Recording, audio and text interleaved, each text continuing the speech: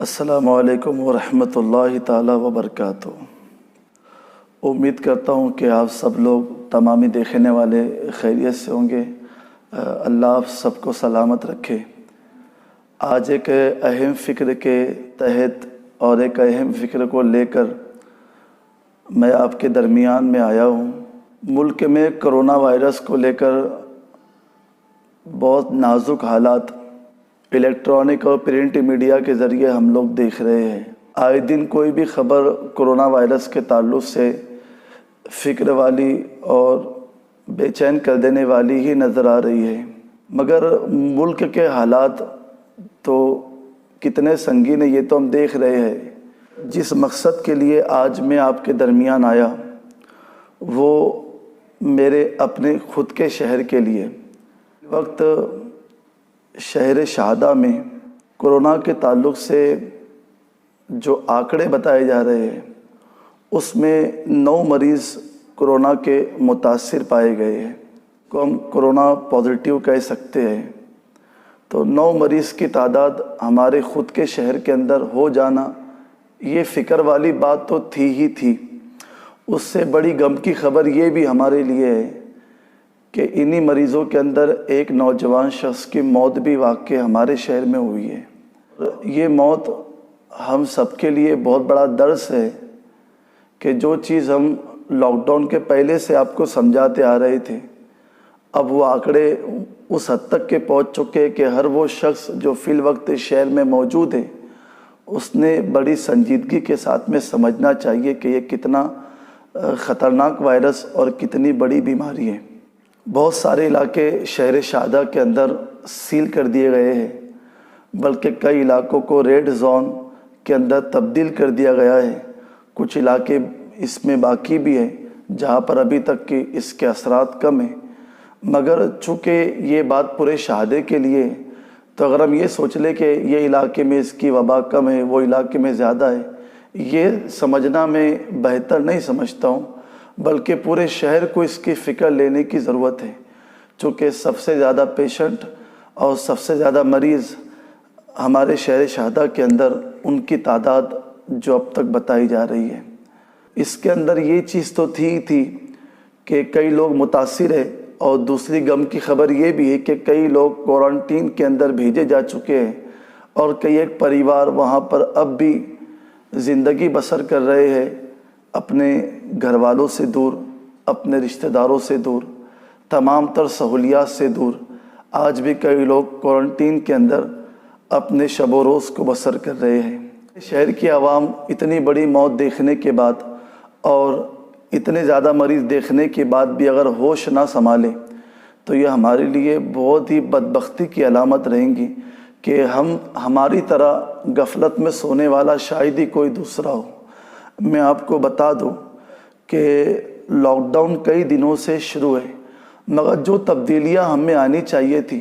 وہ نہیں آئی، جس کی بنیاد پر ہی اتنے مریض ہمارے شہر کے اندر پائے جا رہے ہیں۔ اگر ہم احتیاط کرتے تو اتنے مریض کم از کم ہمارے شہر کے اندر تو نہیں پائے جاتے۔ دوسری گزارش یہ بھی میں کروں گا کہ ابھی تک کے تو لاک ڈاؤن کے اندر ہم نے بہت سارا صبر کیا، مگر اب تو یہ مہینہ ہی اللہ نے ہم کو صبر کا دیا ہے، اور یہ اتنا بڑا صبر کا مہینہ ہے کہ اس کے ہم فضائل جتنے بیان کریں اتنے کم ہیں، مگر چونکہ اس مہینے کے اندر ایک زیادہ مال کمانے والا انسان بھی جو صبر کے ساتھ میں رہتا ہے، وہ رب نے ہمیں اس سال رمضان دیا لاک ڈاؤن کے اندر۔ اور اگر ہم اس رمضان کو پچھلے سال کے رمضان کی طرح نہ مناتے ہوئے صبر والا رمضان منا لے، یعنی میرے دسترخوان پہ اس رمضان میں اتنی نعمتیں نہ رکھوں میں جتنی نعمتیں میں نے پچھلے سال جمع کی تھی، یا کہ جو اللہ تبارک و تعالیٰ نے میرے گھر کے اندر دیا ہے، ہر گھر کے اندر اللہ نے اتنا کچھ تو دیا ہے کہ وہ گھر میں بیٹھ کے سکون کے ساتھ اپنے گھر والوں کے ساتھ افطار کر سکتا ہے، اور وہ افطار کے نام پر گلی محلوں میں گشت نہیں کرے گا، وہ افطار کے نام پہ فروٹ کے نام پر اور نت نئے تلن والے پکوان کے نام پر وہ گلیوں کے اندر گشت کرتا ہوا نہیں دکھے، اور وہ یہ رمضان صرف عبادت اور روزے پہ جو اتنے صبر کا اجر ہے وہ اور صبر کر لے، تو میں کہتا ہوں کہ اس سال دسترخوان نہ سجانے کے اوپر جو ہمیں اجر ملے گا شاید ہی کبھی مل سکے، چونکہ احتیاط یہ بیماری لگنے سے بہتر ہے اور علاج سے بہتر احتیاط کرنا ہے۔ دیکھا یہ جا رہا ہے کہ میری قوم ماہ رمضان میں صرف افطار کے نام پر یا ضروری چیزوں کے نام پر بغیر کسی وجہ کے اپنے گھروں سے باہر نکل رہے ہیں۔ وہ غلطی کرتے ہوئے اللہ ماشاءاللہ نظر آ رہے ہیں۔ کئی لوگ لاک ڈاؤن کا پالن بھی کر رہے ہیں، مگر اکثریت دیکھی جا رہی ہے جو اس چیز کو سمجھنے کے لیے تیار نہیں ہے۔ تو میری آپ سے یہی گزارش رہے گی کہ سب سے پہلے آپ شہر شہادہ کے اندر جو ڈاکٹرز ہیں، جو ہماری خدمت کے لیے روز و شب محنتیں کر رہے ہیں، میں نے دیکھا ہے کہ ہمارے شہر کے ڈاکٹرز جو کہ اعلان کرتے پھر رہے تھے، جس میں ہمارے ڈاکٹر اظہر پٹھان کا نام بھی موجود ہے، جنہوں نے ایمبولینس کے ذریعے پورے شہر کے اندر بات بتائی کہ وہ کس طریقے سے اپنے آپ کو اس کرونا کے وائرس سے بچائے۔ اور حال ہی میں واٹس ایپ کے اوپر ہمارے شہر کے ایک اور ذمہ دار ڈاکٹر رضوان نے بڑی پیاری پوسٹ ڈالی، اور جس کے اندر انہوں نے پوری حقیقت، چونکہ وہ خود ڈاکٹر ہے تو انہوں نے وہ ساری حقیقتیں رکھ دی کہ کس طریقے سے ہم اس وائرس کو بہت ہلکے میں لے رہے ہیں، اور کتنی غلطیاں ہوئی تو کتنے جنازے ہمارے شہر سے نکل سکتے ہیں یہ ہم نہیں جانتے۔ تو کم از کم ہم جو اپنی خواہشات کے کتے بنے پھر رہے ہیں، اور اپنی خواہشات کے لیے ہم کبھی اس چیز کے لیے باہر نکل رہے بغیر ضرورت کے لیے، بڑی معذرت کے ساتھ میری قوم تو اس صبر والے مہینے میں گٹکے کو بھی نہیں چھوڑ سکتی، تو وہ افطار کے پھلوں کو کیا چھوڑیں گے؟ اگر وہ صرف اسی بات کے اوپر صبر کر لے تو بہت بڑا اجر اس کو مل سکتا ہے، مگر آج میری قوم چھوٹی چھوٹی چیزوں کے نام پہ دن بھر اگر اپنے گھروں سے باہر رہیں گے، یا پھر افطار کے نام پہ اگر وہ محلوں کے اندر اگر کئی دکانیں لگتی بھی ہیں، تو میری گزارش آپ سے یہ رہے گی کہ آپ ڈسٹنسنگ کا خیال رکھیں، ایک دوسرے سے دوری کا خیال رکھیں۔ ایک دکان لگ بھی رہی ہے تو جب تک کہ ایک شخص اس دکان سے کچھ لے کے ہٹ نہ جائے وہاں تک کہ ہم نہ پہنچیں، ہم وہاں پر سے کم از کم 1 میٹر کی دوری، اس سے زیادہ دوری بنا کے رکھیں، اور ہم وہ ہر جائز کام کریں جو حکومت ہم کو کرنے کے لیے کہہ رہی ہے۔ یاد رکھیں، کورونا کے تعلق سے جو بھی احتیاطی تدابیر ہے، اس کے اندر کوئی تعصب پسندی نہیں ہے، اس کے اندر کوئی دوسرے معاملات نہیں ہے، یہ ہم اپنی خود کی جان بچانے کے لیے یہ سارے معاملات کو انجام دے سکتے ہیں۔ مگر آج کے ڈاکٹرز کا کہنا ہے، خاص طور پہ میرے شہر کے ڈاکٹروں کا یہ کہنا ہے کہ آنے والے 15 دنوں کے اندر اگر ہم نے احتیاط کے ساتھ لاک ڈاؤن کا پالن نہیں کیا اور اپنے گھروں سے اسی طریقے سے بے وجہ نکلتے رہے، تو شہر شہادہ کو اس لاپرواہی کی بہت بڑی قیمت چکانا پڑ سکتی ہے۔ اتنی بڑی قیمت رہیں گی کہ ابھی تو آپ نے ایک موت دیکھی، اللہ نہ کرے، 100 بار نہ کرے، ہماری تو دعائیں شروع ہے کہ پھر کوئی موت اس مرض کے تعلق سے میرے شہر والے دیکھیں، اس سے بہتر ہوں گا۔ لوگ کہتے ہیں کہ لاک ڈاؤن کب کھلیں گا؟ میں چھوٹی سی بات کہتا ہوں، لاک ڈاؤن حکومت کے کھولنے پہ نہیں کھلے گا،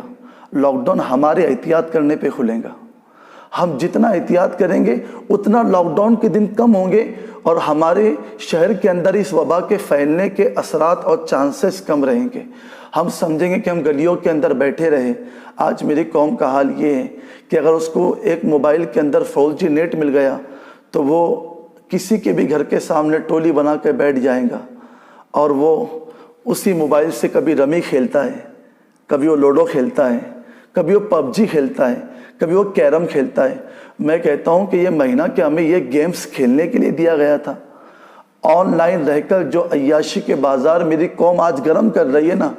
یہ اس کا خمیازہ ہے۔ جو لوگ آج کوارنٹائن کے اندر بیٹھ کر خون کے آنسو رو رہے ہیں، میری قوم کو یہ نہیں پتہ کہ کوارنٹائن کے اندر کتنی تکلیفوں کا سامنا لوگوں کو کرنا پڑ رہا ہے۔ میرے قوم کے نوجوانوں کو، لوگوں کو یہ نہیں پتہ کہ ہم بڑی آسانی سے کسی بھی محلے کے نکڑ پہ 10-15 لوگ بیٹھ کر جو ہے کہ اپنی عیاشی کے سامان گرم کر سکتے، مگر انہیں یہ نہیں پتہ کہ سول کے اندر کورونا کے پیشنٹ کی حالت کیا ہے۔ کئی ایسے لوگ ہیں جو آج بھی وینٹیلیٹر پہ رکھے ہوئے ہیں، کئی ایسے لوگ ہیں جن کو سانس لینے کے اندر آج بھی تکلیف ہو رہی ہے، کئی ایسے لوگ ہیں جو اپنی زندگی کے آخری دن گن رہے ہیں۔ اور میری قوم کو میں کیا بتاؤں کہ وہ کس خواب غفلت کے اندر سوئی ہوئی ہے۔ کورونا کے مریض آج جس حالات سے گزر رہے ہیں، آپ اس حالات سے نہ گزرے۔ یہ ویڈیو اور یہ پیغام بھیجنے کا ایک ہی مقصد ہے کہ ہم انٹرنیٹ کی تباہی سے بھی بچیں، وقت کے ضائع کرنے سے بھی بچیں، اپنے گھر میں رہے، سجدے کرے اور رب سے خوب مانگے اور یہ دعا کرے، میرے پیارے ہمارے اعمال اتنے اچھے نہیں ہیں کہ ہم کسی کے لیے ہاتھ اٹھا کر دعا کریں اور وہ قبول ہو جائے، مگر ہاں دل تو ہمارا بھی دکھا ہے جب ماہ رمضان کے اتنے مبارک مہینے میں ایک امام کے ساتھ چند لوگوں نے نماز ادا کی اور ہم نے پانچوں وقت اور تراویح کے وقت مسجد کو سونا پایا۔